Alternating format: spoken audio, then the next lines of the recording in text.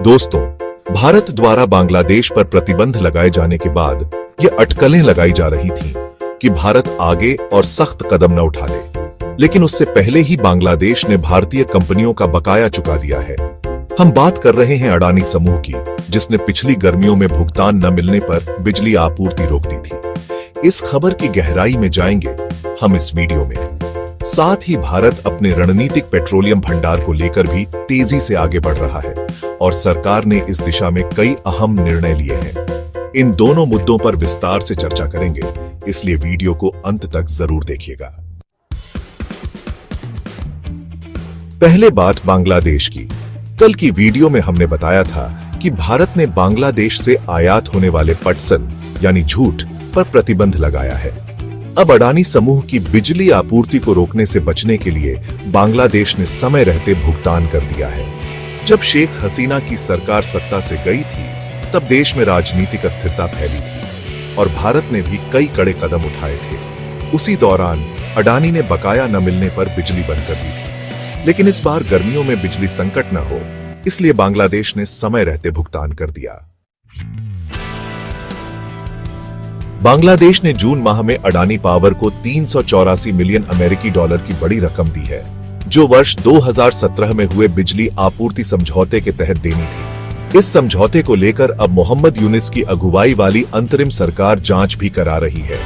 अडानी और बांग्लादेश के बीच 25 वर्षों का बिजली समझौता हुआ था, जिसमें झारखंड के गोड्डा स्थित प्लांट से बिजली सप्लाई होनी थी, लेकिन रूस यूक्रेन युद्ध और राजनीतिक अस्थिरता ने बांग्लादेश की आर्थिक स्थिति को प्रभावित किया और भुगतान में देरी हुई।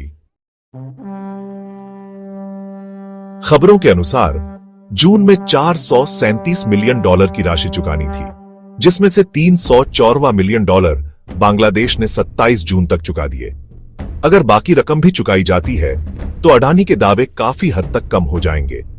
पहले बकाया लगभग 1 अरब डॉलर था, जिसमें से अब लगभग आधा अरब डॉलर चुका दिया गया है। यह भुगतान इसलिए अहम है क्योंकि इससे दोनों पक्षों के बीच तनाव कम हो सकता है। पिछली बार जब भुगतान नहीं हुआ था, तब नवंबर 2024 में अडानी ने बिजली आपूर्ति आधी कर दी थी, जिससे ग्रामीण इलाकों में भारी बिजली संकट हुआ था।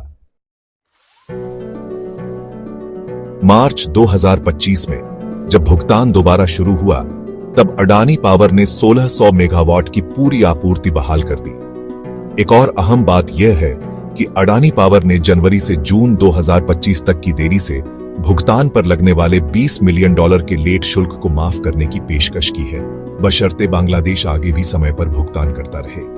हालांकि अभी भी कुछ विषयों पर बातचीत जारी है, जैसे कोयले की कीमत और प्लांट की क्षमता को लेकर दोनों पक्षों में मतभेद हैं। अडानी के प्रवक्ता ने पुष्टि की है कि भुगतान हुआ है, लेकिन दावों और स्वीकृत राशि की जानकारी गोपनीय बताकर साझा नहीं की गई।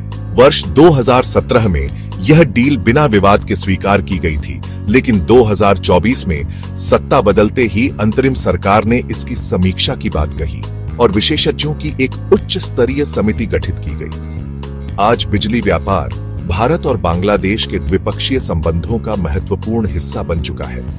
भारत लंबे समय से बांग्लादेश की ऊर्जा जरूरतों को पूरा करता आया है, जिससे दोनों को लाभ होता है, लेकिन बार बार भुगतान में देरी और विवाद रिश्तों में तनाव ला सकते हैं। इसलिए जून का यह भुगतान दोनों देशों के रिश्तों के लिए राहत की खबर है, लेकिन भारत को बांग्लादेश जैसे देशों को बार बार छूट नहीं देनी चाहिए, जो संबंधों को गंभीरता से नहीं लेते। अडानी को विलंब शुल्क जरूर वसूलना चाहिए था।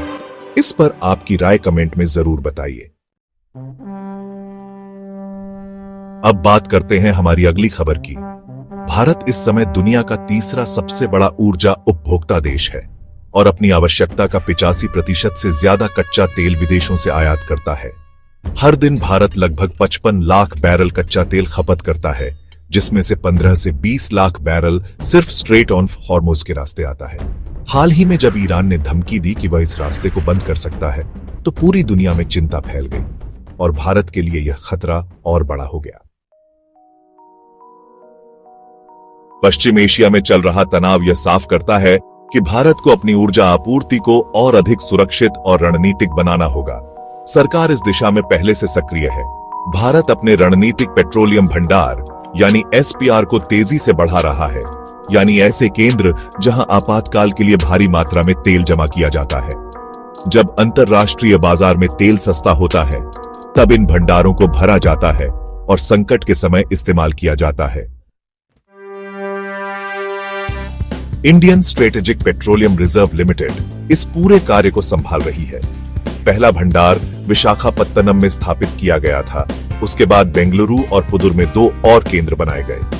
अब दूसरे चरण में 6 नई जगहों पर तेल भंडार बनाए जाएंगे, जिनमें कर्नाटक के मंगलुरु और राजस्थान के बीकानेर जैसे स्थान शामिल हैं। इस बार योजना है कि यह केंद्र सार्वजनिक निजी भागीदारी यानी पीपीपी मॉडल पर बनाए जाएंगे, जिससे सरकारी और निजी कंपनियां मिलकर निर्माण करेंगी। इन भंडारों के लिए विस्तृत रिपोर्ट तैयार करने का काम इंजीनियर्स इंडिया लिमिटेड को सौंपा गया है, जो वर्ष के अंत तक तैयार हो जाएगी। इसके बाद निर्माण कार्य शुरू होगा। इस योजना का उद्देश्य यह है कि भारत की आपातकालीन आवश्यकता को पूरा करने के लिए तेल भंडारण क्षमता को बढ़ाकर 90 दिनों तक किया जा सके। फिलहाल भारत के पास एसपीआर के अंतर्गत मात्र 9 दिन से कुछ अधिक की स्टॉक क्षमता है, और अगर तेल कंपनियों द्वारा बनाए गए भंडार जोड़ें तो यह क्षमता लगभग 77 दिनों की हो जाती है। दुनिया के अन्य देश जैसे अमेरिका, जापान, चीन और दक्षिण कोरिया पहले से ऐसे भंडार रखते हैं और संकट के समय इनका उपयोग करते हैं। भले ही ईरान ने अब तक स्ट्रेट ऑफ हॉर्मुज़ बंद नहीं किया, लेकिन यह खतरा बता देता है कि तेल सुरक्षा किसी भी देश की आर्थिक और रणनीतिक शक्ति का अभिन्न हिस्सा बन गई है। तेल की कीमतों में उतार चढ़ाव सीधे देश के व्यापार घाटे, चालू खाता घाटा और आर्थिक वृद्धि दर को प्रभावित करते हैं।